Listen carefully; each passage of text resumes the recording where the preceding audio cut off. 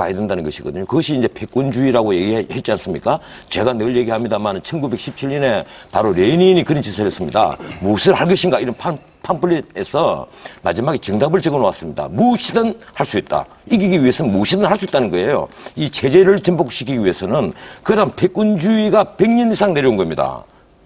그래서 그런 패권주의가 왜 내려오느냐. 바로 우리 체제를 전복시키겠다는 것이고요. 지금 사상 검증을 하는 것이 성숙되지 않은 일이라고 하는데 바로 이 국회는 아까도 누차 말씀드렸습니다만 국민의 대표가 우리들을 위해서 법률을 제정하고 그리고 예결사를 심사하는 곳입니다. 그리고 무엇보다도 근데 뭐 이분들이 정무위에는 못 들어갈 거예요. 쉽게 말해서 통합진보당이 교섭단체를 못 만드니까. 하지만 국방부 외교위 같은 데서 외통위 같은 데서 1급 기밀을 만질 수가 있습니다.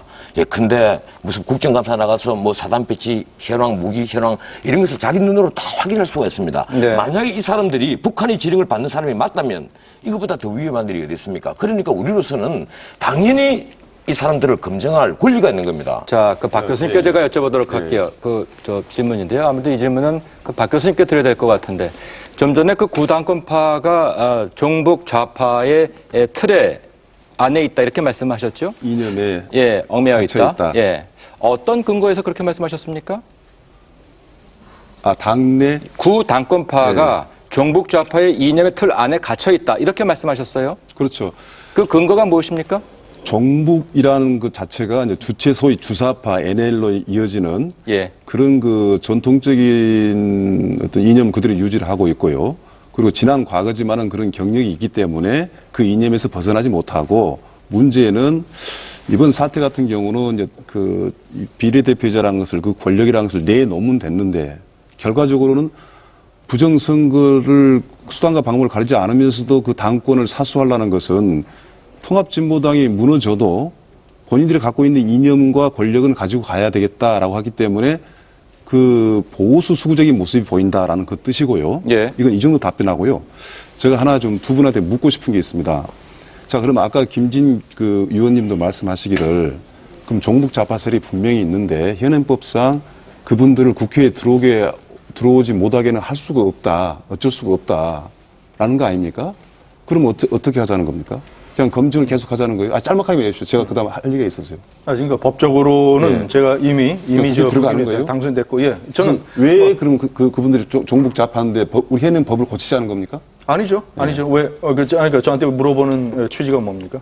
그래서 저는 그 사람들을 법률적으로 그 사람들이 예를 들자면 이석기 당선인이 5월 30일부터 대한민국이 국회의원이 되는 것을 아무 이상 없다는 법률적으로 막을 수 있는 방법은 아무것도 없습니다. 그 다음에 그 사람이 이석기 당선인이 국회에 들어와서 활동을 하면서 만약에 예를 들자면 국가보안법이라든가 우리나라의 법률 체계를 위반하는 종북 활동을 또 하거나 예를 들자면 그런 보수주의 시각에서 문제 있다고 지적하는 거 아닙니까? 검증하는 거 맞죠?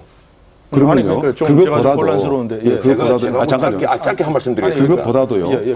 국회의원이 된 이상은 국회의원 자격을 박탈할 수가 없다는 얘기는 제가 이 문제가 불거졌을 때 처음으로 얘기를 했어요. 그런데 문제는 비례대표의 경선 자체가 부정으로 문제가 되고 이것이 수사가 되고 부정으로 확인이 된다면, 대법원에서 확정이 된다면 이 비례대표 자격이 없어지죠. 그렇죠. 그러면 국회에서 당연히 쫓을 수가 있습니다. 자, 그렇다면은 지금 그 통합진보당 내에서 혁신 비대위원을 만들어가지고 당을 혁신하고 그 당선자들 당을 축출하려고 하지 않습니까? 그 전에 사퇴시켜서 국회의원직을 안 시키려고 그랬어요. 그런 움직임이 있는 것을 우리는 건강하고 바로 거기서 저는 검증을 하고 있다고 봐야 된다고 보거든요. 당권파가 사퇴를 거부하고 있지 않습니까? 그런데 이제 문제는 그래서 통합진보당에 그런 움직임을 하고 있기 때문에 저는 그것을 어떤 경우에도 그 쇄신과 혁신 움직임을 도와주거나 아니면 지켜봐야 된다. 예를 들어서 우리가 새누리당이 쇄신을 할 때 말입니다.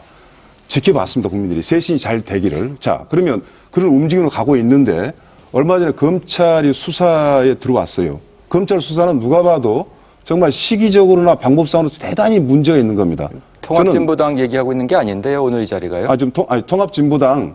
사태가 오늘 주제가 아닙니다. 물론이죠. 그런데 그런 검증들이라는 것이 어떻게 보면 자체적으로 하고 있기 때문에 거기에 대한 힘을 실어줘야지 이런 식의 그 검증을 하고 있는 건 저는 진정한 의미에서 검증이 아니고. 제가 이 부분은 제가 문제를 좀 정리하겠습니다. 제가 마무리할게요. 마무리하시고.